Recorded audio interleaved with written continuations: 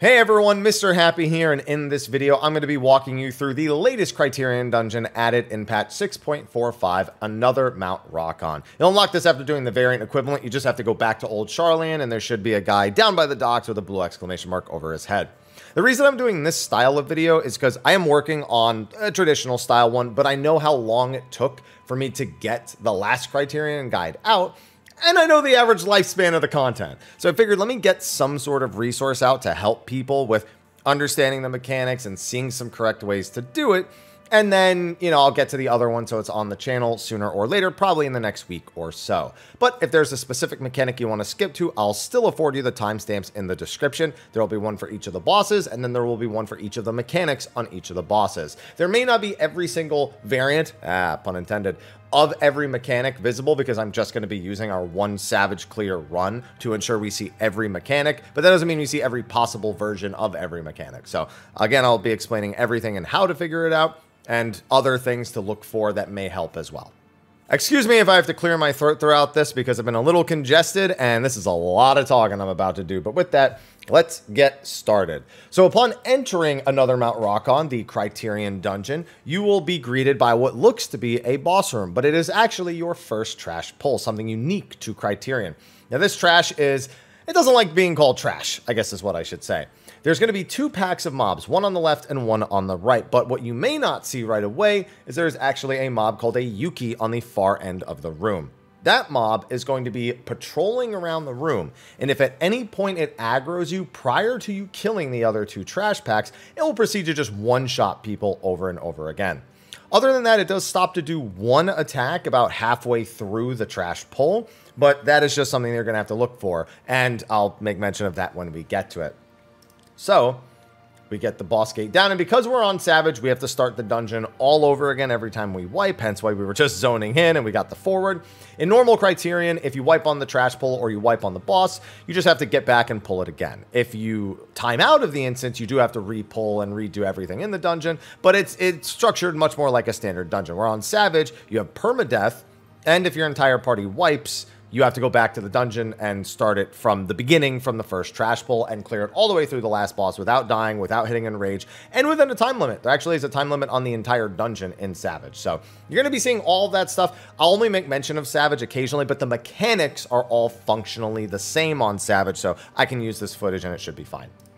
So because of the Yuki, it will always patrol in the same direction. It'll start north, walk all the way south through the middle of the room, and then it will do a 360-degree walk around the room clockwise. So for that reason, we're going to start with this pack on the right because that's the side that it's going to take the longest to get to, and we're just going to make sure that this dies before he loops all the way around. So upon pulling, you're going to see we pull it into this kind of southeast corner here. And we have people like me tuck all the way in because we're trying not to AoE the Yuki. If you accidentally use like a line AoE or a line AoE and it hits the Yuki, you're going to pull it and it's going to kill you. And that's not very good. As for the mobs in this pack, the Furutsubakis are just going to do a conal AoE called Bloody Caress. You will have an AoE indicator for this on both normal and Savage, but you need to be mindful of it because you also need to be avoiding the Raiko's attacks, which are not necessarily more threatening, but it has more of them, so you really need to be careful. The first thing the Shisu Raiko is going to do is Disciples of 11. This is a point-blank AoE, and you just need to make sure you're out of it. So even though we pulled it kind of southeast-ish, you can see we didn't pull it all the way into the southeast corner because, well, we would have not been able to avoid that, and I'm trying to avoid hitting the Yuki with my dances as it's passing through the middle of the room. Once that goes off, you'll probably see the Bloody Caresses go off. You see us dodge those to the side. And then a marker is going to go above somebody's head. You can see it above our Dragoon's head right there. That is being marked for Barreling Smash. And all that's going to do is charge at that player. The Raiko is going to charge at that player and bring any player hit along its path as well as the marked player to 1 HP. Easiest thing to do. Just step into the enemy's hitbox. If you just step closest to the Raiko, it won't hit anyone else and you won't have any issues. The big thing here is to make sure you do not hit the tank. The tank can never be marked for it, and you don't want to hit them because they're taking the auto attacks this entire time. So if they get brought down to 1 HP, they're very likely going to die, unless they home gang or use their tank invuln of some kind. So yeah, I step away from it. Everyone else make sure they're out of it, and we just keep killing everything. One thing I think that really helps is actually trying to get these Furutsubakis dead as soon as possible. This is especially true on Savage because of the next mechanic coming out. Now, after Barreling Smash goes out and that person is brought to 1 HP and anyone hit, Howl will be cast. It's just a room-wide AoE. It hits pretty hard, but all it's doing is making sure that you healed the person who had 1 HP up. So as long as you do that, you should be fine. Now, the next mechanic is Master of 11, and that's going to be a donut AoE. However, Bloody Caress from the Furutsubakis normally goes off at about the same time. It's normally still avoidable, or you could still like do the donut and avoid the Bloody Caress, but it gets really tight, especially on high ping. So that's why I recommend having the Furutsubakis dead before you even fight this Raikou. And for that, don't be shy about using 2 minutes on trash here. This isn't like traditional dungeon trash where you might be thinking, oh, I'll save it for the boss. The boss is coming. No. This is the very first pull. Whether it's on Savage or normal, you probably want to use your 2 minutes here on the Shisu Raikou and make sure that they die in as timely a fashion as possible, because that Yuki is actually starting to get a little bit close at this point. You can't see it off screen, but it's at just about the north side of the room. So after we avoid Masters of 11 by getting into the hitbox, you can see the Yuki, you saw him creeping around for a second. He's in the northeast corner right now. Soon as Master of 11 goes out, everybody needs to rush southwest and make sure to be out of the way of the Yuki. Now, one important detail about the Yuki that I didn't mention earlier is that it actually aggroes by sight, which means that if you were to stand directly behind it, you would theoretically be safe from ever being aggroed by it, assuming you didn't hit it with any form of AoE. What that does mean, however, is the direction that it's facing is very important as it comes through the middle of the room here. We're going to have to dodge another point-blank AoE, and we need to make sure we have enough space to do that along this wall, because the Yuki is actually walking back towards the center of the room at about this time, and as such, he's actually looking towards our side of the room. So if we dodge too wide or incorrectly, it's actually going to lead to issues. So you're going to see us right here. We're going to pull the second pack, the Fuko. Now, this starts very much the same, but before I even comment too much on that, the other mobs, the Pengos, those will do targeted ground AoEs, and that, again, is very important for this first part. So the Fuko is going to cast Scythe Tail. This is a point-blank AoE, just like Disciples of Levin. However, both of the Pengos are also going to do an AoE, a Tornado. So we want to make sure that we bait all of those, and you can see the Yuki right here has turned back towards the center of the room. Now, it's going to do a mechanic one time here, and I've never seen it do it again, even on normal mode where we took forever to get through this with raising people and deaths. But it's going towards the middle of the room to do a half-room cleave. Now, this cleave can be either on the opposite side of the room, meaning it's basically a non-issue, or it can be on the same side of the room as your party currently is. So, after dodging Scythe Tail, you kind of want to hover south. We're going to get a split damage AoE here, and you see that it actually raises its hand. Now, in normal mode, there will be a half-room AoE indicator here, but on Savage, you either have to focus target it or look for the animation. And so, while we're all stacked up for the split damage AoE, we all move to the other side. And then we're going to stay here. The Yuki is actually now going to do kind of like a figure 8 pattern. You saw him walking north. He's going to walk north and then come back around counterclockwise, then go back through the middle and then go clockwise and repeat this type of pattern over and over again until you eventually pull him. So our goal now is to have the Fuko dead as quickly as possible, because once the Fuko is dead, we can actually pull the Yuki safely while still continuing to avoid it. So after that Twister, which was the split damage AoE, and moving to the other side, the next thing it's going to do is Crosswind. This is a knockback. You can knockback resist it, and it sends you incredibly far. Whatever you do, don't get knocked back towards the Yuki, but if anything, just use knockback resist. The Pengos are also going to do another Tornado on the ground, so you want to make sure you avoid being knocked into those or placing those weird with your knockback as well. Next is another Scythe Tail, and then we're going to have another Twister. And at this point, the Fuko is just on repeat, and we're just trying to make sure to avoid the Yuki, who is about to cross through the middle of the room. I actually am deliberately avoiding kind of stepping closer to the middle right here. As you can see, he's walking by and not using AoEs because he's pretty close to you at that point. And then if you still need to be avoiding the Yuki at this point, you then loop back around southwest. So it's just bounce back and forth between southwest, southeast, southwest, southeast. You can do it the other way. You can do northeast to northwest, and that actually buys you a lot of time. That's what we were originally doing. We would actually drag the second pack north, and then we would go all the way northeast because the Yuki actually walks north after that half-room AoE, and then we could just pull it all the way northwest once we went behind him, and then we didn't need to think about him for the rest of the trash pull. He just becomes a non-factor as long as you don't accidentally AoE him.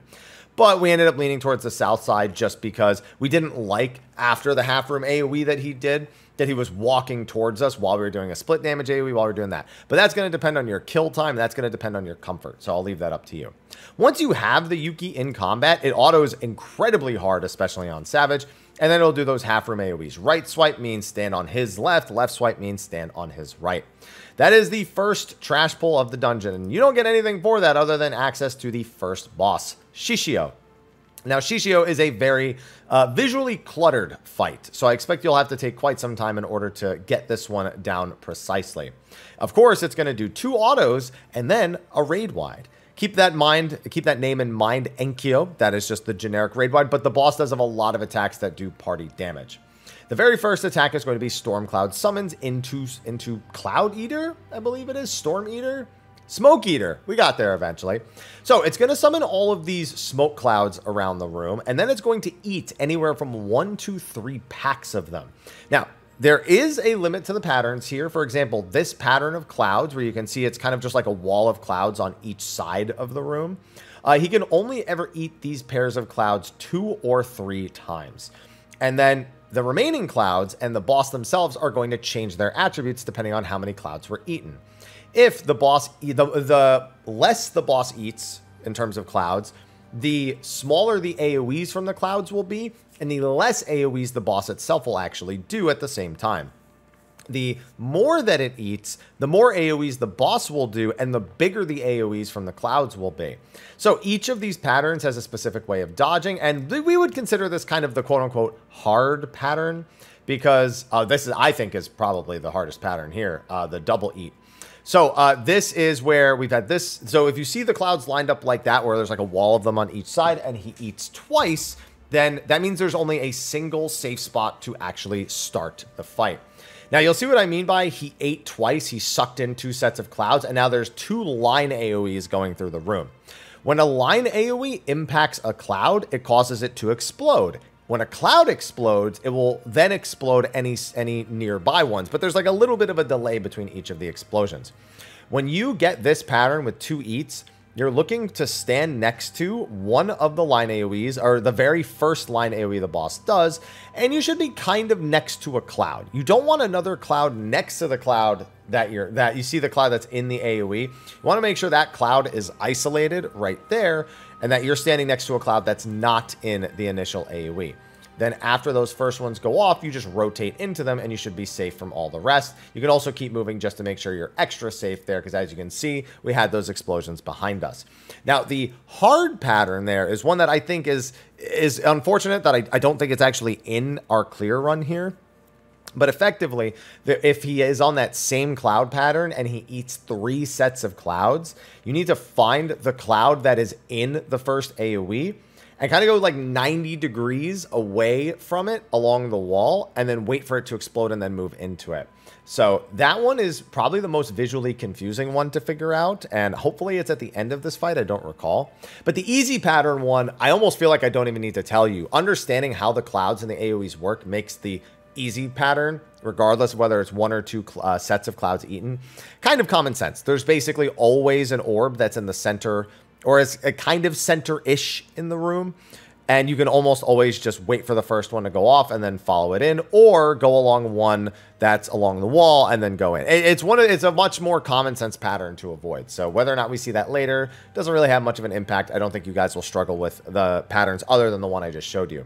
Splitting Cry is a very large tank buster. You can see here the animation. It actually reaches about, through the boss's the middle point of the hitbox. So you want to kind of be on the back left or back right flank while that's going off. You can also be out towards the sides. So you can be on the sides, but just further out.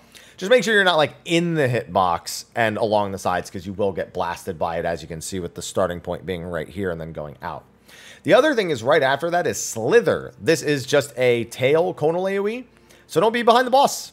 That's it. You'll probably forget that a bunch and die to it a bunch. Actually, it's not necessarily lethal as long as you're at max health. You just need to, not get hit by it. Now, Noble Pursuit is going to have the boss dash 4 times through these rings.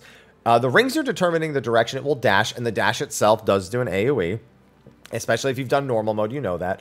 And the rings also do line AoEs outward that explode. So as the boss passes through the rings, you need to make sure that you're A, not in the boss's line of actually dashing, as well as not in the path of the rings. Now, fortunately, I have a very easy way of solving this, but I'm a ranged, so it's a little bit easier for me. Downtime is not much of a factor here. You shouldn't hit in rage unless like DPS is really tight, and that should really only happen in Savage, or if there's a ton of deaths in normal, which in normal mode, you have variant raise, so you can still get up to 4 raises done in a fight, depending on who dies and who needs to be resurrected.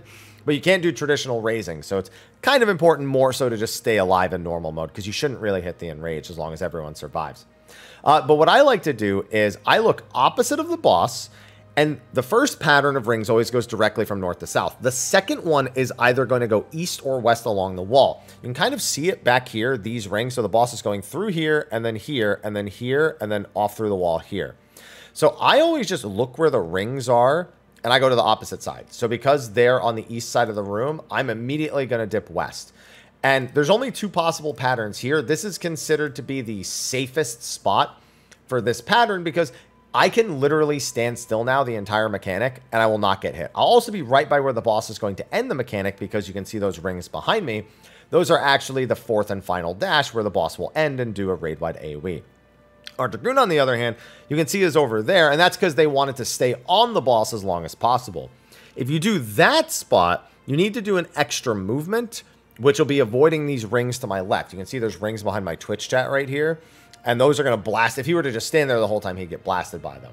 So you can see dashes through. And then as soon as that one goes off, he starts running towards us and manages to avoid everything. And he's A-okay. So those are your 2 options. But the easiest way, if you want just as little thinking as possible, don't care about uptime, is look for that second set of rings along the far wall to the south and go to the opposite side and then just line yourself up so you're out of pretty much every AoE. If you, one of the patterns, that'll be very close to melee range. One of the patterns, it's further away. So that's why you see the melees doing something different there. Then there's the raid-wide AoE, and then the boss will jump back to the middle of the room and do Unnatural Wail. Unnatural Wail will give players 2 types of debuffs. There will be 2 split damage AoEs and 4 pair AoEs. So for this, first of all, we need pairs. And the easiest way to do this is 1 DPS and 1 support. So I'm paired up with the healer, of course, range with range, and melee with tank. However, because the 2 people who get the pairs is completely random, we of course need contingencies. So like, let's say myself and the Astro both had the pair AoE. We're supposed to be paired together. That doesn't work. Your 2 ways of doing that are to then match up the same roles with the pairs, meaning the tank and the healer stand together and both the DPS stand together. What we did was we had the DPS anchor west and east, myself west and our other DPS east, and we just had the support swap. So, you know, if they saw that there needed to be a swap, then, you know, the healer and the tank would swap partners. So then the warrior would come over to me and the Asher would go over to the Dragoon. Either way works. It's just 2 different ways of rationalizing doing the same thing. So it's just up to you. However, the other one is a spread, and that is pretty obvious. You want kind of like a diamond-shaped pattern for the spreads, almost like a relative north, south, east, west, because this mechanic is going to have diamond-shaped safe spots, and it works for later anyway if you were to like apply that to true. Like if you have someone who's a north relative and then the middle of the room is safe, then they can just be north. You know, it doesn't even have to be relative to like the direction of the boss or anything. They can just be north in that particular case. We did, you know, tank north, melee east, range south, healer west. I just didn't want the healer to have to run all the way, so because I'm a dancer, so I can just move as much as I want. However, more standard would be supports north and south, DPS east and west, and I think that's what a lot of people will land on personally. So we go through this, and then we get Haunting Cry, and this is what I call high 5 ghosts. So these are the Yukis. These are the mobs that we were dealing with in the first Trash Bowl, and they're just going to do that half room AoE where they raise their hand. Now the big thing is that 2 of them are going to be raising their hands towards each other, and the other 2 are going to be raising their hands away from each other. You don't even need to wait for them to raise their hands to know which of them are actually going to be the safe spot. You can see the target rings under them right here. The 2 that are looking directly at the boss, those 2 are going to be, I believe, the dangerous ones. Yeah, so the 2 that were looking at the boss, if we just go back here a little bit, the 2 that are looking at the boss are going to be the dangerous ones. So you can see there's one here on the west and one here on the north. They're both looking at the boss. They're going to raise their hands towards each other. They're high-fiving each other. We want to stay away from the high-five ghosts. We want to go high-five between the other two ghosts. So you can see these other two ghosts are raising their hands away from this spot. And these are the two that are just looking away from the safe spot. So there's so many ways of rationalizing it. You could solve it traditionally where you just kind of eyeball it and figure it out. You can look for the two that are looking away from the safe spot, which is nice, and not looking at the boss. Or you can look for the ones that are looking at the boss and know they're not safe. There's a million ways to do it. We can see here we have spread first. So we got to make sure we fit into this little diamond here, and you're going to see it in a second. Bam. As you can see, not a whole lot of space. The big thing is that you want to, use the middle points of the other two to kind of align early. But you can see that if you're in the back here, you can just stand directly on the second set of ghosts that spawn. And that should also be sufficient. You kind of see me shift over a little bit, but dead center in that ghost hitbox is, guaranteed safe. Although I might have actually gotten clipped in that particular case. Now, same deal here. You can see the southwest ghost and the southeast ghost are both looking at the boss, and they are high-fiving each other. So we want to stay away from them. So we're going to go to the other side of the room because we know they're looking away from the boss and looking away from the safe spot, and get into our pairs. And then bam, those pairs go off. Now those do a ton of damage. Make sure there's mitigation. Make sure there's healing between all of these different explosions. And again, do your best to actually avoid being hit by the ghosts. After the high five ghosts are done, the boss is going to ensure they recenter and do storm cloud summons again. I call this the good luck mechanic. So this is Smoke Eater, but this is always going to be a single pair eaten. And all of these clouds are going to be hit by a lightning bolt. And then they're all going to be activated, and they're just going to fire line AoEs like nonstop. So all of them are casting cloud to cloud. What they are doing is firing at every location that has a cloud, and any location where a cloud was located before it was eaten. So essentially, they're all firing at another cloud a single time. And I think there's like, well, not even every single cloud every single time, but essentially they all fire off like 12 AoEs because they're just aiming at other clouds. It can feel like they're aiming at you, but if you watch the patterns, you can see that they're not actually aiming at players. We've actually had one person survive here and just watched a bunch of them go wild and not even target them for like several seconds. So that's just, you got to avoid them. Sometimes it sucks, sometimes it doesn't. But generally speaking, wherever the first set of clouds get eaten is usually the safer side of the room. But considering that the storm clouds can aim at those empty spots too, doesn't make them entirely safe. So it just comes down to sprint, be ready, and make sure everyone's full HP. You can eat one, and that should be A-okay. As you can see, our Dragoon actually ate one and didn't die. If you don't get a heal between, though, you will die to a second one. That I can guarantee you. After that Stormcloud summons, you will have Unnatural Wail again. Now, this is a much shorter mechanic. You're only going to have 10 seconds to resolve both the pair and the spread, so you need to be ready instantly to either swap who's the partners in your pairs, regardless of which method I mentioned that you're using, and understand what your possible spread spots can be, because there's also going to be an in and an out. So in this particular case, you have 12 seconds, technically, because 11 is like 11.9 tick down from 12. You can see we have spread first and pair second, because you can see the duration of our debuffs, 7 seconds left on the spread, 11 seconds left on the pairs. More importantly, myself and the healer both have the pairs, so we need to have the tank come over to me, and they're going to go over to the other DPS. Now, the other thing that happens here is the boss is going to use either Eye of the Thunder Vortex or Vortex of the Thunder Eye. I know, weird name for a skill, but basically it nails down to this. Eye of the Thunder Vortex means it's out and then in. Eye first means out and then in. Vortex first means in and then out. That is it. Those are the only two things you need to know. Don't worry about the whole name. Don't worry about the word thunder. This means that it's going to be spread and out first.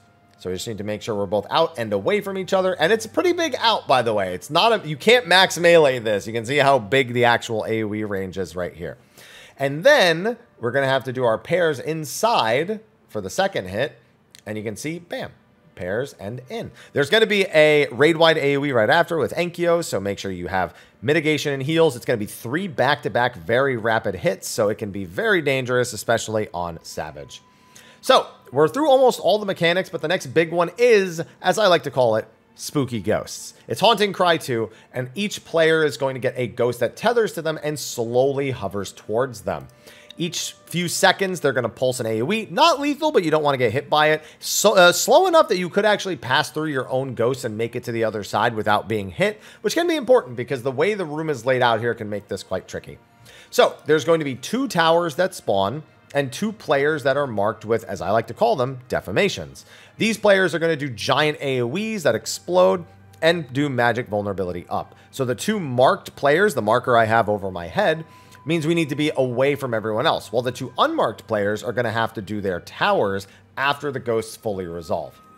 So, I can see that the other side of the room is wide open. There's my other person with the deformation over there. And so I'm going to make my way to the south side of the room and eat this away from where those towers are. The other 2 players grab the towers, and then we all have to run in for a donut AoE right after.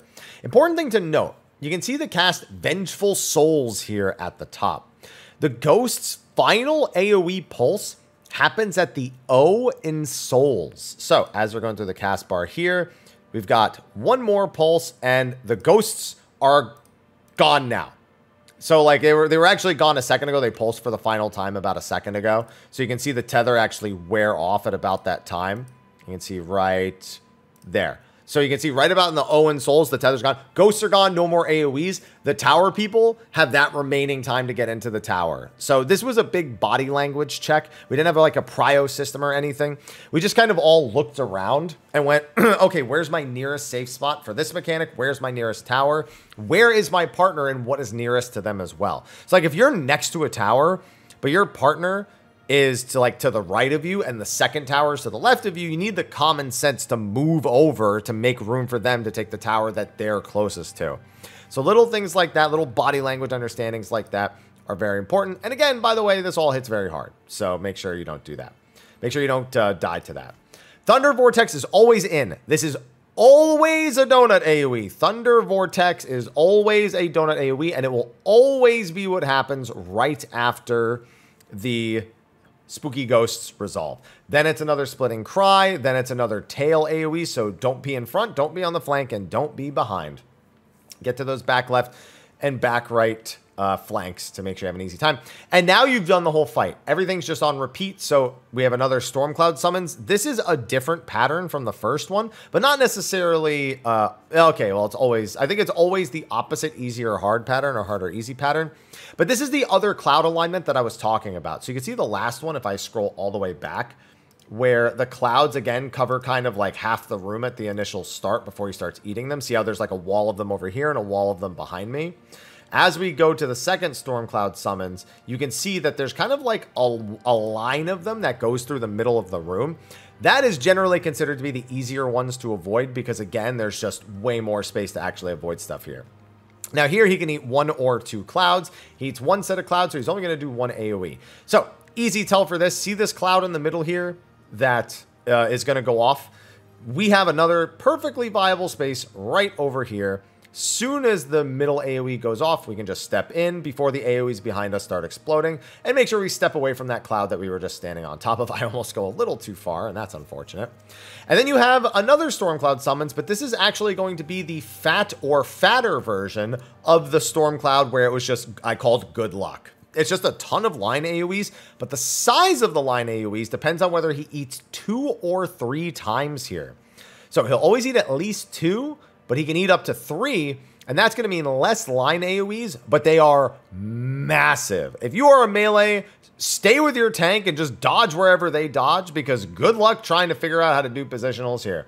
These things are huge, and they are always in the way. You're very often going to be doing what I'm doing, where we're kind of in an AoE, but waiting. And look, bam, we just keep getting blasted and blasted and blasted and blasted. There's probably a really good starting spot that makes this much easier. But my goodness, is there so many. And this is Unnatural Whale. This is the same as the one where it's the in or the out or the out and the in while we do the pairs and the spreads. This is the complete reverse of what we did before. This was pairs first with spreads second with, I think, Thunder of the Vortex Eye is what starts. Yeah, no, actually, it's the same. Eye of the Thunder Vortex. So it's not reverse. It's just a repeat of this same mechanic where it's pairs, spreads, plus either in and out or out and in. We kill the boss about here, but the boss probably has about another 25 seconds until Enrage. It's like a 545, 550-ish Enrage. And in Savage, we have about 15 minutes and 30 seconds left on the overall clock here. So, you know, you get an idea of how long the rest of the dungeon is going to be. After you clear Shishio, you can move on to the second trash pack. And the final trash pack after that is just bosses 2 and 3.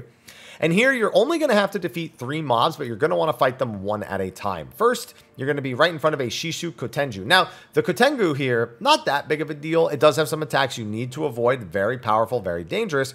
More importantly are the wind sprites that are moving across the arena. You can see one on the opposite end there casting a spell. And it seems that, well, it seems, sometimes they will stop and do a line AoE, a fat line AoE, which you can kind of see off in the distance. And if it hits you, it'll do a lot of damage and give you a Vuln stack. Still not even lethal in Savage, but the Vuln stack itself might as well be lethal in Savage. So, the big thing with these clouds is no matter how many times you do this dungeon, no matter how many times you do this trash pull, they always detonate and do the line AoEs in the exact same spots at the exact same times after you pull. It doesn't matter how long you take to pull. It doesn't matter what the instance timer is when you, none of that matters. It's the exact same pattern every time. So you can very cleanly come up with movement that works for you to avoid almost everything. So for this Kotenju, it's going to use an attack that's either going to be rightward, leftward, or backward blows. What that means is the boss is going to face a direction and do a front conal AoE, which you have to avoid no matter what. However, it's going to do a second conal AoE based on the name of the skill. Rightward blows means it's going to turn 90 degrees to its right and do a second conal. Leftward means it'll turn 90 degrees to its left, and backwards means it'll swing behind it or do 180 degrees and then do the conal then. So you just want to make sure you're not, you know, in the path. You can honestly just always stand behind it unless it's backward blows, but you need to just make sure you're safe from all the wind sprites and AoEs that are going off as well. Its next attack is Wrath of the Tengu, and that's just a room-wide AoE. It gives everyone a bleed. Highly recommend giving it some extra mitigation because Wrath of the Tengu hurts a lot. You can see here how much it does to all of us, plus the bleed it leaves behind, so that's with some mid up too. That wasn't completely raw or anything like that, so you can see how dangerous that can be. Gaze of the Tengu is just look away. On Savage, it won't even have the eyeball to let you know that. You just need to remember to look away. And you can see this is Savage, and he got clipped there, and he's not insta-dead. You also saw on the boss, people got clipped by the damage downs, and it wasn't insta-dead. So, yeah, you can get away with it just fine. And then here's leftward blows, which if you weren't killing it, would have been the death of it. Now, we're going to need to fight this on Mitsugashira. We're fighting the ninja mob here. And this thing has two majorly threatening attacks. The first is Juji Shuriken. It will turn towards a random player and throw a line AoE in front of it that on Savage will instant kill, but on not Savage, it still hurts a lot. So you need to pay careful attention to the hitbox and what direction it starts facing and make sure that you avoid it. Safest thing to do outside of maybe griefing your casters is to all stack up, and then as soon as you see the cast bar, move. That way you can guarantee you know the direction. You don't need to look at the hitbox as much, and you can all just move together, and that's actually very important to know for a later part. Now, I highly recommend using 2-minute windows on this ninja to kill it before the next couple of mechanics get too far in. But, you know, that's just the way to do Juji Shuriken if you're not doing that, because you're going to have to do it again. Now, Isen is a very hard-hitting tank buster. I genuinely recommend invulning it on Savage. You don't need to on normal, but on Savage, highly recommend it. And then bam, there you can see. Yeah, we've had him have one Vuln stack with like 2 or 3 cooldowns up and still die to it in one hit. And especially with the boss autos mixed in. Oh, absolutely brutal. Now, we killed him, but the next thing that he would have done is casted Huton.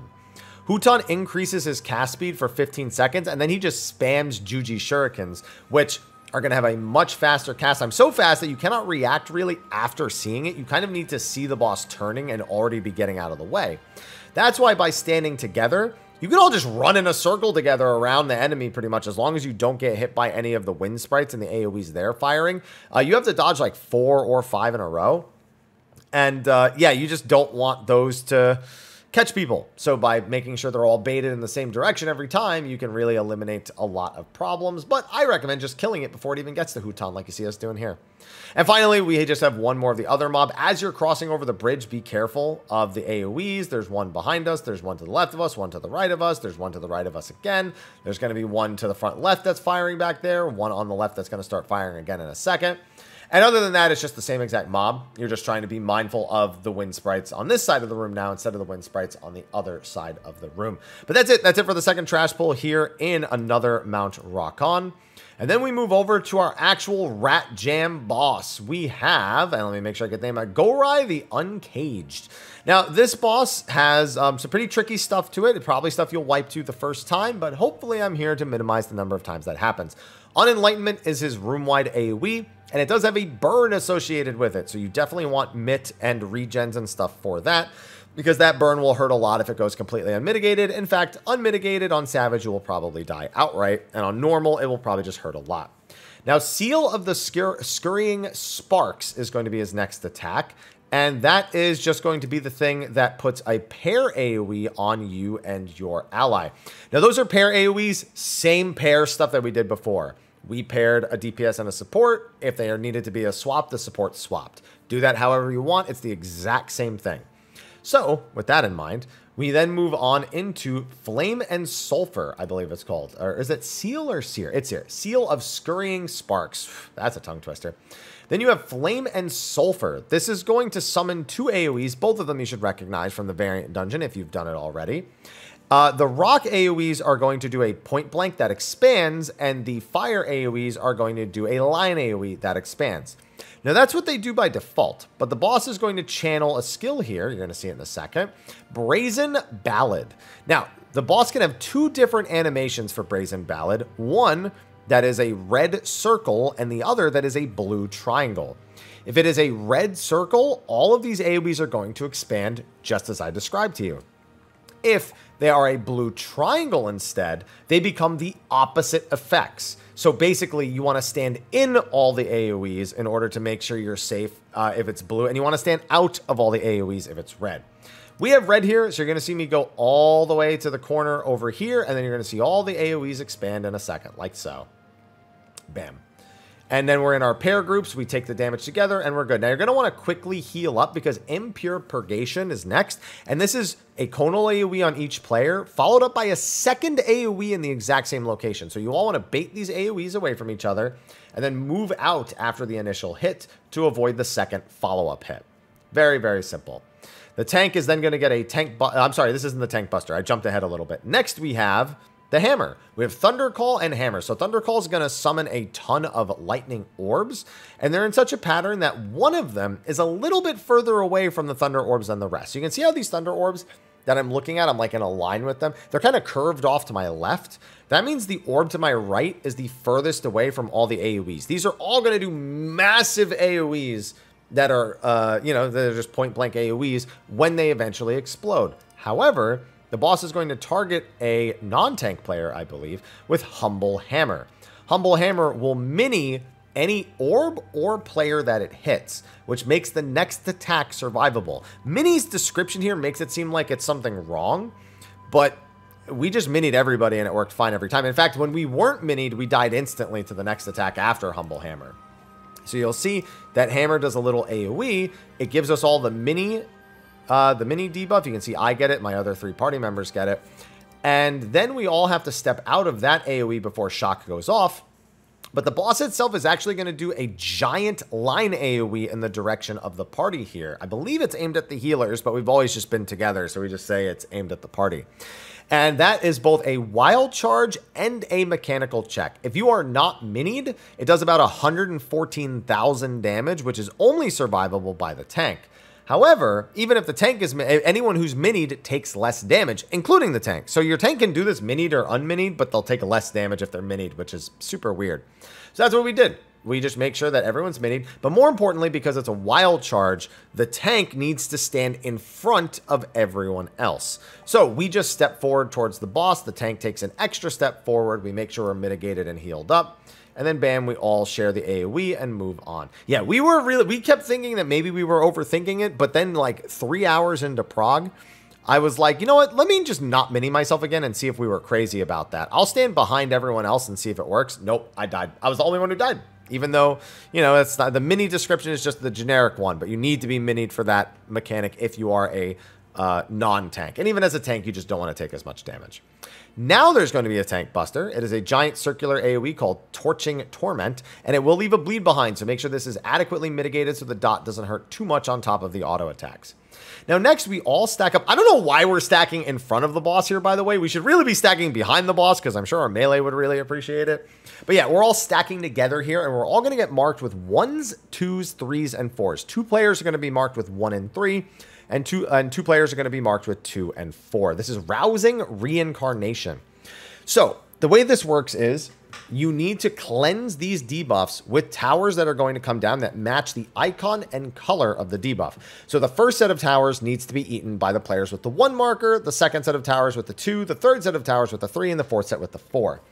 However, there's also going to be line AoEs that shoot conals. So essentially, 2s will take the first tethers, 1s will take the second tethers, and then you repeat that. So if somebody's taking towers, they're not taking tethers. If somebody's taking tethers, not taking towers, that's all there really is to it.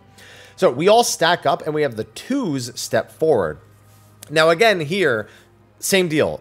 You can start with the 1 DPS, 1 support pairs, and then swap to either both the DPS or, but you can do it. It's the same as you've been doing the pair mechanics up to this point. You can either swap pair partners or whatever. Now, the only thing is here is that both me and the DPS and the other DPS both have the 2s. So we can't just swap pairs here. So for this particular mechanic, we're actually doing our true support pairs. But if, I guess, yeah, actually, I mean, what I said before doesn't matter. I'm overcomplicating it. Don't worry about it. It's just make pairs and then do the priority swap depending on who gets marked with 1s and 2s to make sure that you can adequately solve the mechanic. 2 step forward during the malformed prayer cast, and that's going to start summoning the towers. Now, a second later, Pointed Purgation is going to start casting, and these tethers are going to come out. And these tethers are going to fire conal AoEs. So the 2s will grab these first one, and the 1s will go into the towers. Now, this can get a little sloppy, because you need to get your tether taken off of you, get to your tower within about 3 seconds. I highly recommend that if you are the tether player, you go to your second tower as soon as you see it appear, or the tower you're going to need to go to next, and let the other person come to you and take it off of you. The main reason for that is just because it can be really chaotic to be the person with the tether, get the tether taken off of you, and then also need to make a 180-degree turn and go to the other side of the boss when you can't go through the boss's hitbox very reliably. I'll also say that if you have a tether, when you are taking a tether off someone, try to stay close to the center of the room, and then once you're in a safe spot, then back up. Because you want to make sure that in the case of like a bad scenario like that, that the people who need to get to towers have as much freedom to get through the boss as possible.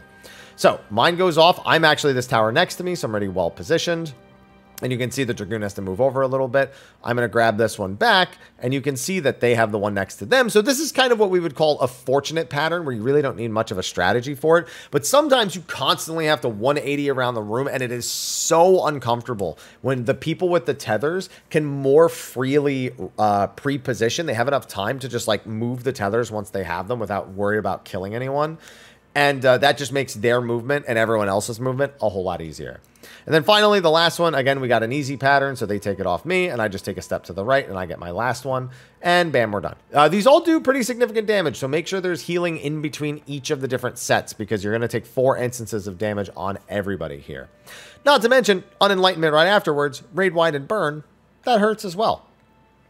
So, what are we coming up on next? I think we're coming up on Exapairs, as I like to call them. It's going to be the pair mechanic from earlier, as well as a spread, as well as Exaflares.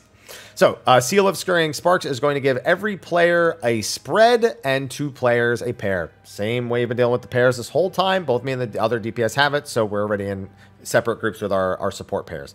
However, the timer on the spread is shorter than the pairs, so we know we have to do spread first in about 9 seconds. So we have X's here. We actually hard committed to Southwest and Northeast. You don't have to do that, but we found no matter what the pattern is, we can at least adequately perform the mechanic in those corners. I think it's better to look at the pattern of the X's and then maybe figure out what actually works best and what has the easiest movement. But the fact that we could just static Southwest, Northeast was really useful for us personally. So that's, of course, what I'm going to pass on to you guys. Then you just make sure one player is far, one player is near. In the case of our group, because it's, you know, the healer, it's a healer in a range. We're both technically ranged. I go far, so they can stay closer to the center and maybe pop off another heal between the hits. Like after they take the spread, they might be able to reach the other group with a heal or something like that. And then there's going to be an Exa. So you got to just follow behind the first Exa flare in your corner. We take the spread, and then we both go behind that because there's an Exa. You can see he almost got clipped by it coming from the other side across as well. So they're basically dealing with the exact same pattern of X's on the other side, which you'll see in a second. Okay, I guess I went back a little too far.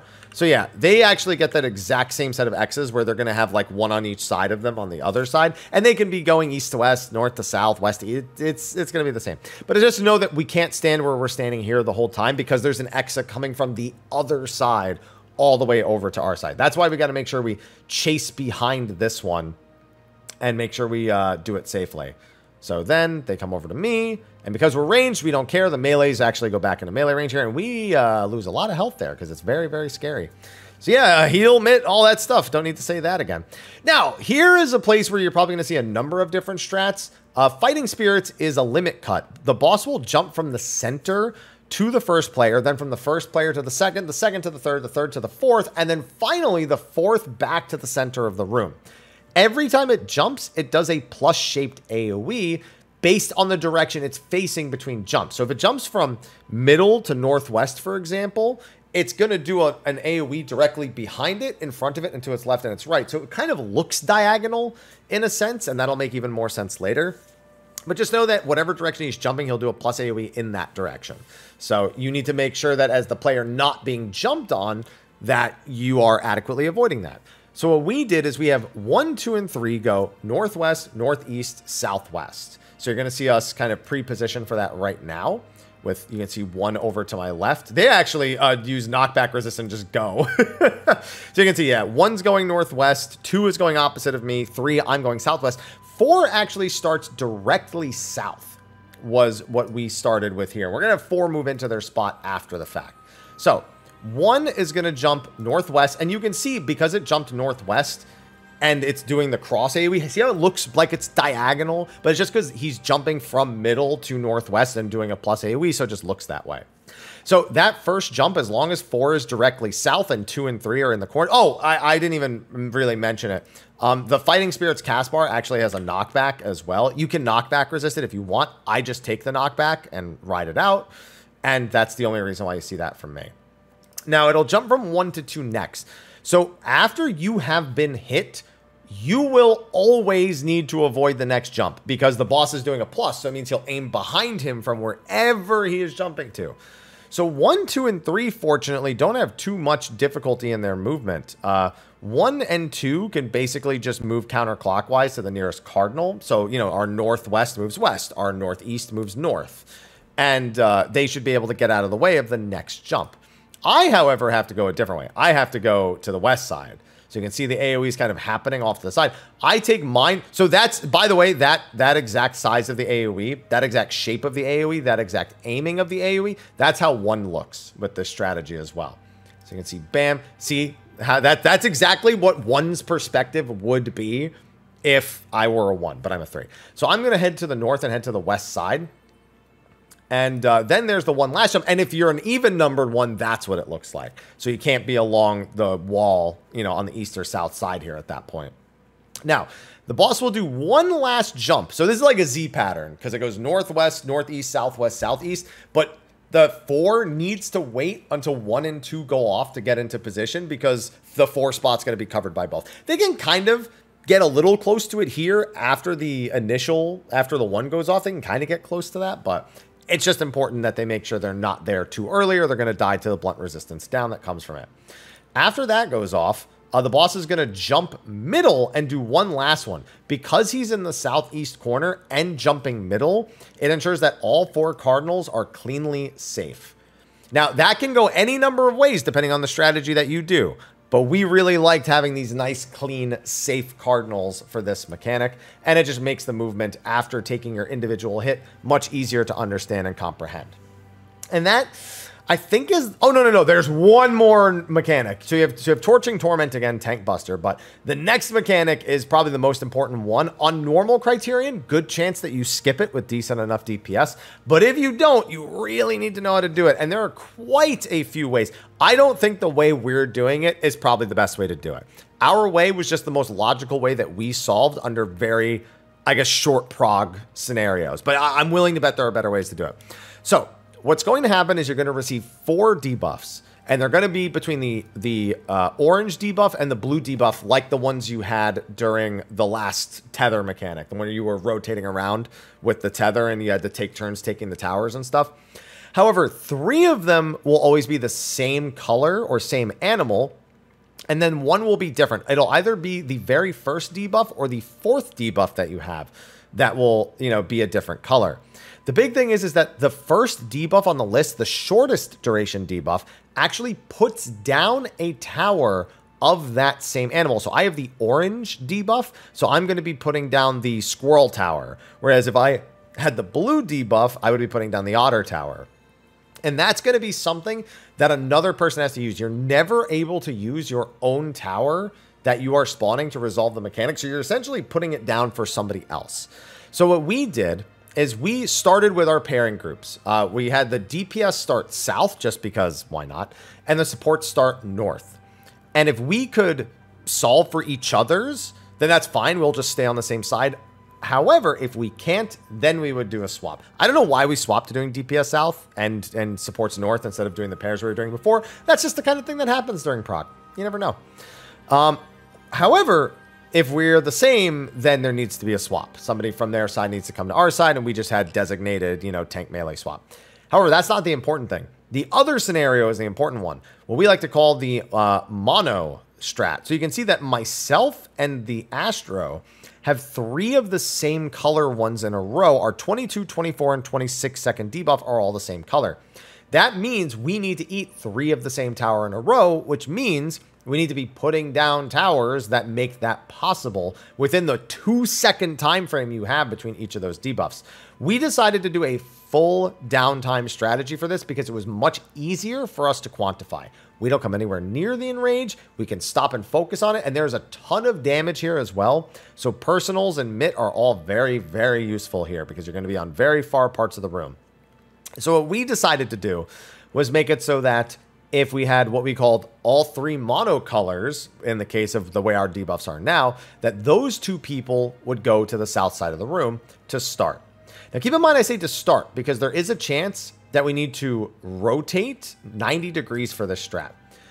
So the first 4 towers are going to come down in the middle of the room, and this is going to determine whether or not we want to rotate over. Now, again, this isn't the only way to do it. I've already thought of other ways to do it that would work, that are either something closer to uptime, even if I don't think that you can full uptime. You can get, like, you can dip in and out from max melee while you're doing it, but you are going to have downtime at some point in this mechanic anyway, so it's just so risky to go for the uptime here. But anyway, we now look at these 4 towers. The way our strategy works, we decided that we want to make sure that we are between 2 colors. So we want to make sure that between each pair, we have 2 different color ones in front of us. So we have that here. So we fortunately can then just worry about placing our towers. If those were rotated 90 degrees, let's say both the oranges were south and both the blues were north, then we would rotate 90 degrees clockwise with our pairings to then do our tower placements.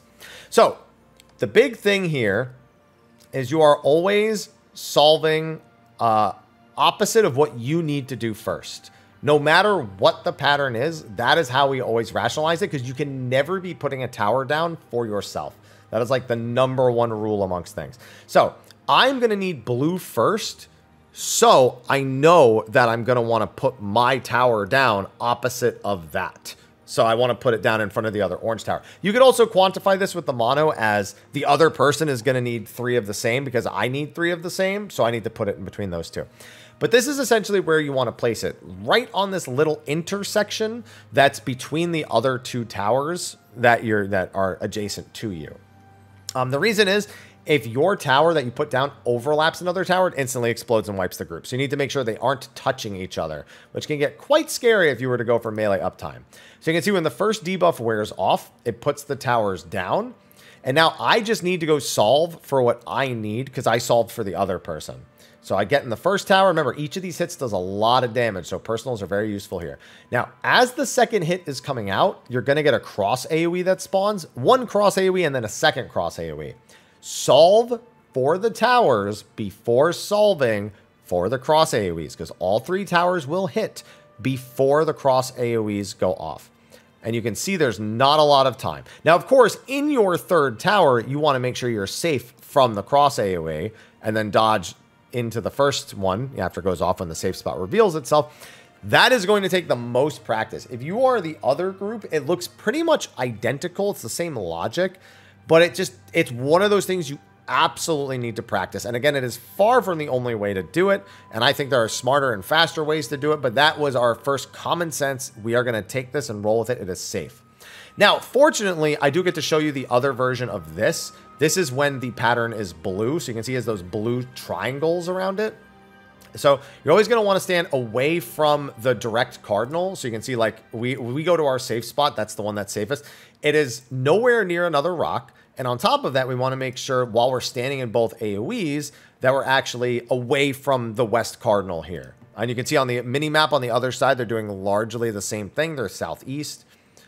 And that way, when all the AoEs expand, you know, there's the AoE over here. There's the AoEs here that both expanded outward. And now they're hitting this middle section here. It just ensures that we are all safe from that. And that's it pretty much. I think you do get another Unenlightenment, maybe another Tank Buster, and then another Unenlightenment. It's either Unenlightenment, Tank Buster, and Rage, or Unenlightenment, Unenlightenment and Rage. One of the two, but you just have a few last things. But that's all the mechanics. There's nothing else that you've missed at that point. Now, this is the final boss. We made sure that we had our markers saved. And this boss is not the most confusing. I actually think the first boss is probably the hardest boss, but this boss can be very, very confusing. Moko the Restless. So these markers, by the way, are generic placement markers. We are not using them in order to place any mechanics on them. It is just so we can call A safe, B safe, C safe, D safe. Those are the only markers we use. And as you can see, we didn't even use markers for the other bosses. We honestly didn't find markers all that useful here because just using cardinal directions and pairings was more than sufficient for almost every mechanic. So 3 auto attacks and then raid wide. And on Savage, this raid wide hits hard. It hits hard on normal too, but it hits way harder than pretty much all the other ones, which is fair because it also doesn't have like a bleed or anything tied to it, anything associated with it that can make it hurt more. Now, the first mechanic is going to be triple Kasumi Giri.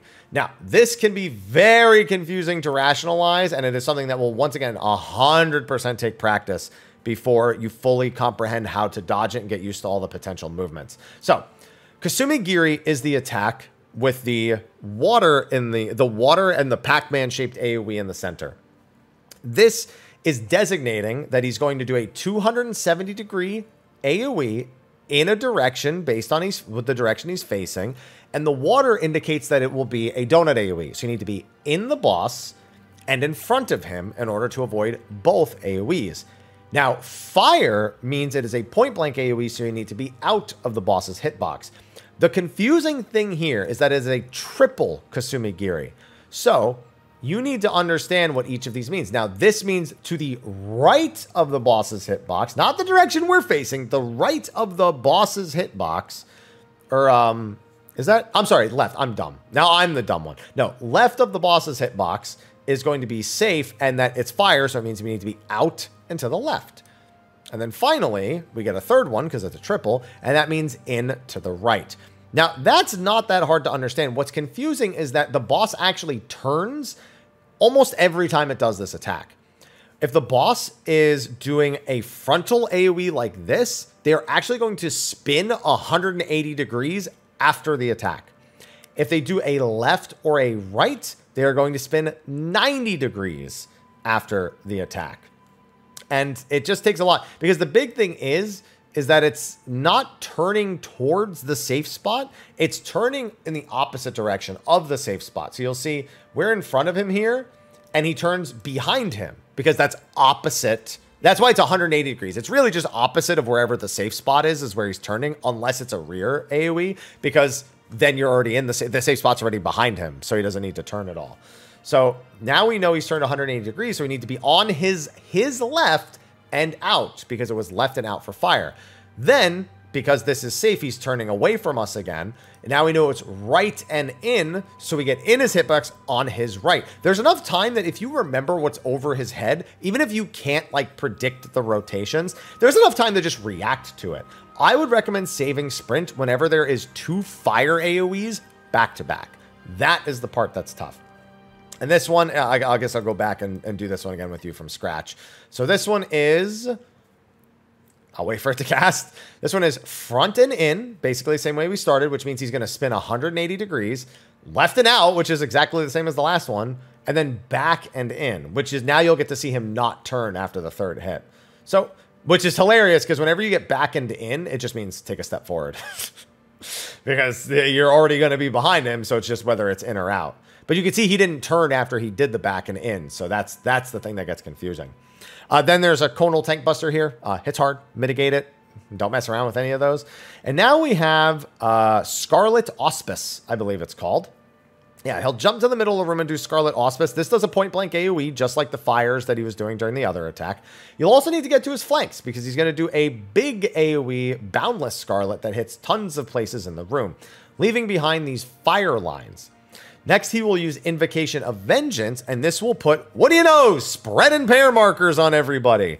Now, again, look at the timers, and you can, once again, still do your respective pair groups. But there is one extra line of thinking that we specifically made mention to do. And now that I think about it, why did we do it this way? I'll explain in a second. So, we look at the pairs. We have our same, you know, DPS and support pairings. I'm with the healer, melee's with the tank. We see both the pairs are fine. We also see it's pairs first, spread second. So after the invocation goes out, 2 of the lines are going to light up on fire. This is letting you know that the corner furthest away from all of these is going to be the safe side of the room. So we can see the northeast corner is going to be safe because it's far away from both of these AoEs. The other thing the boss is going to do is Fleeting Iaigiri. This is going to tether to one player, random player, and it's going to turn the boss based on the direction the character is facing. So he had his right flank is safe. That's what he's going to do, because you saw the little like Pac-Man AoE over his head. But it's based on the direction I'm facing. So he is going to turn and make sure the right side of his hitbox is safe for everyone here. So he's going to dash to me. Now, this is the annoying thing. He dashes behind you and does this, which means that if you really want to do it completely accurately, you actually need to take a few steps off the wall and like kind of face your back towards him. But I just realized, why did we not put this closer to the center of the room and aim it towards the outside, instead of putting this at the wall and aiming it in and then having the sandwich between 2 AoEs, which you're going to see us do in a second. So we avoid that line AoE that's along the wall, and you can see the other AoE that goes off right here. Don't get me wrong, this is a ton of space, but I think it would have been easier to do the other way and then to have whoever this person is just like move in. It's neither here nor there. The point is you need to make sure that you don't get hit by either of these AoEs, and then you either spread or pair up. So if you have spread, you can actually see you have a ton of space with the spread right here. So if we go back a few frames, when we can actually see the AoE on the ground. So you can see that AoE. So you can see both AoEs at the same time. We have all the way to up here and down here, and then also here and here. And also you'll notice these AoEs are super tiny. See the size of that spread AoE, or I'm sorry, the size of that pair AoE? That's about the same size as the spread AoE, so they're really small, so you have a ton of space. And now we just have to get to the remaining corner away from all that explosion, all that nonsense, and then either fulfill, you know, the spreader stack or pairs or whatever that comes afterwards. So it's always spread or pairs, and pairs or spread. There's no stack, but, you know, it's just, I was looking for the word. So that's 3 instances of damage, by the way, because you're going to have both those explosions, plus you're going to have this raid wide afterwards, which, again, hits pretty hard. Now, next, we're going to have what we call Shadow Buddies. It's actually just called Shadow Twin, but we call them Shadow Buddies. So there's going to be 2 sets of 2 Shadow clones here. Oh, sorry, I skipped all the way back. That was an accidental press. Almost got back there in one try. So you're going to have these two shadow twins show up, and they are going to tether to 2 players. Once again, you need your pairings. If both the people in your pair have tethers, then you need to swap. So it's like the #1 thing you have to do across all these. So myself and the healer, we're normally in a pair together. So they are going to have to swap with the tank. That's just the way we have it set up. Now, they are going to do, each of these clones is going to do the same thing they just did during Invocation and during the during all the fire AoEs, where it's going to jump at the player and it's going to aim the AoE. However, 3 other things are going to happen at the same time. First, they're always going to do rear safe first. So essentially, you're always going to be aiming your butt away from wherever you want to be safe first. However, the boss is also going to do Moonless Night and summon these giant Erebos hands. They're called Moko Shadows. I'm sorry, Moko Shadows are those things. What are these things called? Okay, these things aren't called anything. They just don't, they're just not on the aggro list yet. Otherworldly Arms are their names.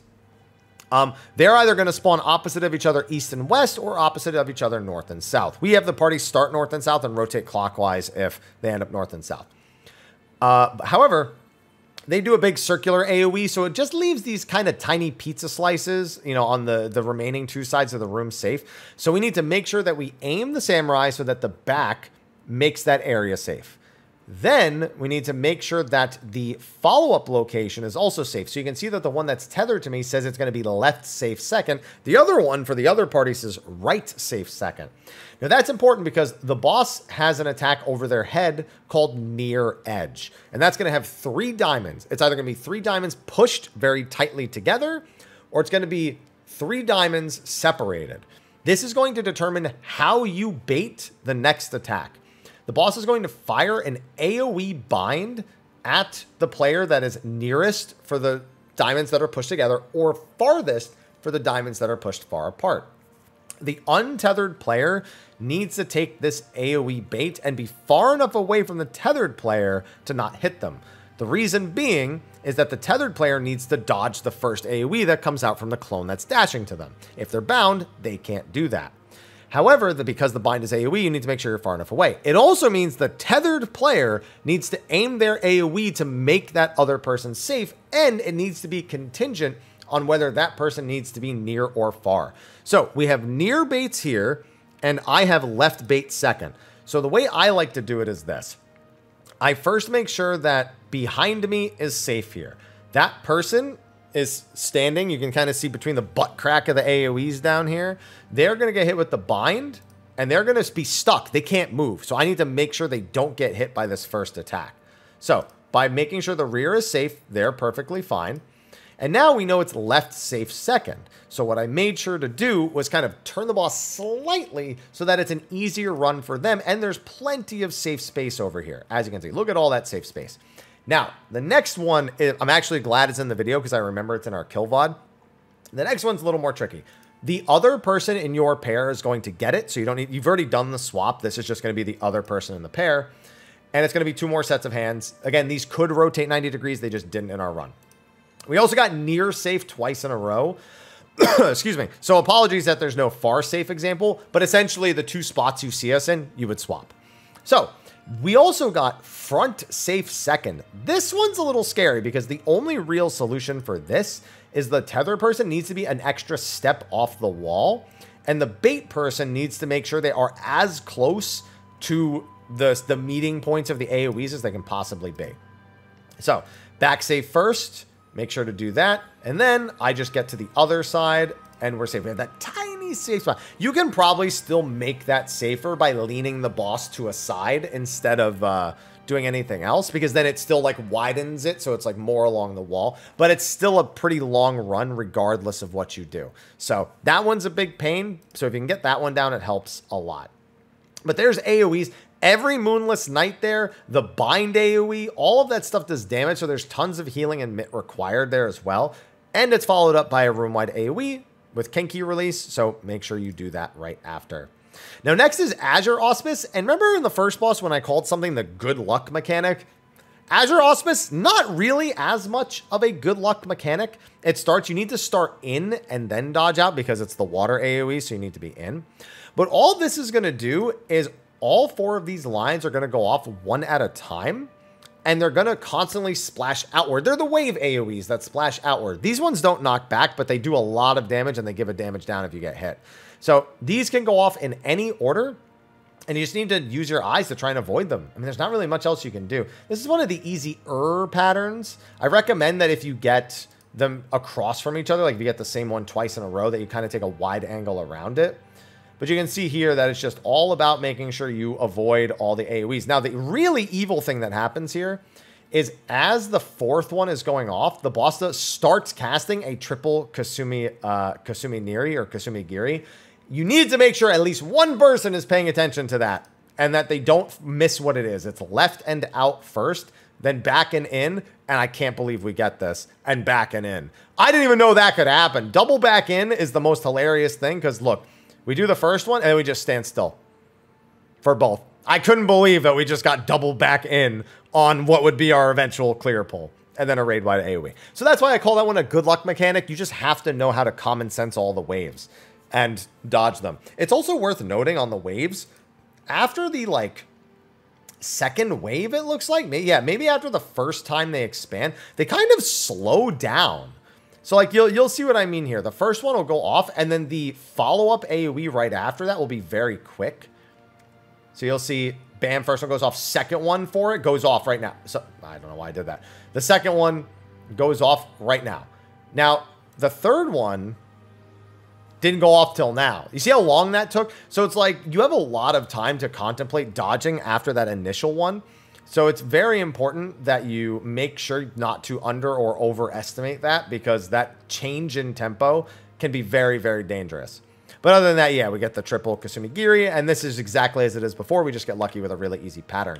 You have one final new mechanic, and that is going to be Shadow Buddies #2, Soldiers of Death, and then Shadow Twins. So Soldiers of Death, another normal mode mechanic, but this time there are a bunch of different archers. Now, the archers' positions are somewhat a factor in the mechanic, but the big thing is the blue archer over there. Now, the blue archer is going to fire a massive AoE at the arrow marker that it shows. So you're going to see them all do these arrow markers.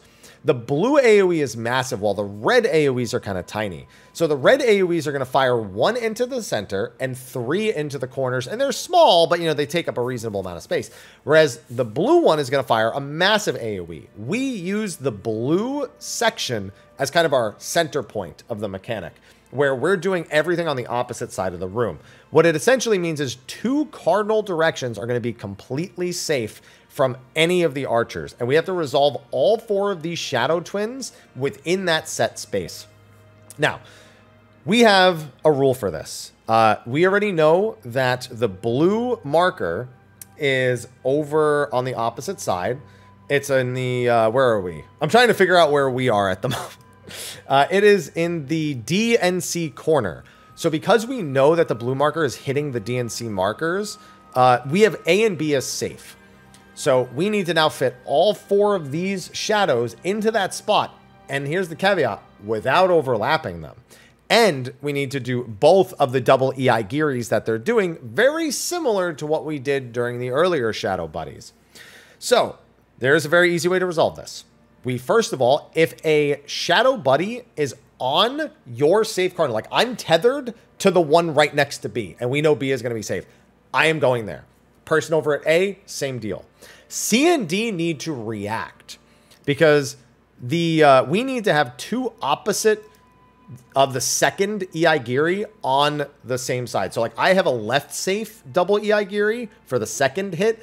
I need a right safe on my side. So C and D now need to look at who they need to match up with. So you can see that whoever is over at C, you know, they have the opposite as me. So that's the person who's going to come over to where I am right now. They're very far away. My goodness. And our first goal is to make sure that the back part is done. It's a double. So we need to make sure first the back is safe, and then we need another safe spot. This is why we need them to be opposites. So we go into the corners opposite of each other and make sure that we're aimed for the second hit. So behind us will go off first. So you can see they're just barely not overlapping. That is about how much space you're going to have. and then you back up into this kind of tiny triangle diamond on the wall. And then because mine is left safe and theirs is right safe, when we step over onto the other side of the marker, bam, look at all that safe space that we have. And on the other side over there, over by A, you can see they have the same amount of safe space over there as well. Ours don't overlap with each other. We're at no risk of hitting each other. And most importantly, we're at no risk of hitting ourselves. Drop GCDs to make sure these are aimed correctly. It is more important than trying to get that last GCD in before you turn your character. You do not want to die this late into the fight, whether it's normal or savage. So do your best on that one. That's the final mechanic of the fight. After that is a triple Kasumigiri. I think it's like a raid-wide AoE, and then a tank buster, and then another raid-wide AoE, and then the Enrage. And you're done. It's in total, I think, 5 minutes and 54 seconds, and you're good. And that is it. That is another Mount Rokkon. Another bunch of great fights, some pretty fun trash, and the mount that you can get from clearing this 25 times is pretty cool. The framer kit I'm not a big fan of, and the Orchestrion roll, highly recommend that, in case you're interested in an Orchestrion roll for that. Either way, that is my walkthrough of another Mount Rokkon. And again, this guide worked for Savage. The only difference is everything gets harder, and there's a lack of some AoEs on the trash, like the Yuki. On top of that, you have to do the whole dungeon over. There's the permadeath. You have about, I forget what the enrage timer is. What does it say at the very start when we go in? I think it's like 24 minutes. 23:29. So it's like 23:30 is the enrage that you have to beat the whole dungeon in on Savage. But I have a whole separate video on the Savage reward, so I'm not going to regurgitate any of that stuff. Anyway, thank you for watching my very long-winded version of my Criterion guide. I will try to get one out that's closer to like 45 minutes, which is going to be the normal structured thing. But as you can see, it's 3 real raid bosses at 6 minutes apiece, plus the trash pulls. So that alone, if the whole dungeon takes 24 minutes to clear, and there's variants of every attack, you can see now why that video is going to take a while. So, thank you for watching. Be sure to like, favorite, subscribe, and share. And stay tuned for more on patch 6.45 and FanFest coming up in a week. So be sure to tune in for that, because I'm going to be co-streaming the entire event except for the concerts, which aren't being streamed. Sadness. Anyway, thanks for watching. I'll see all of you in the next one. And until then, take care.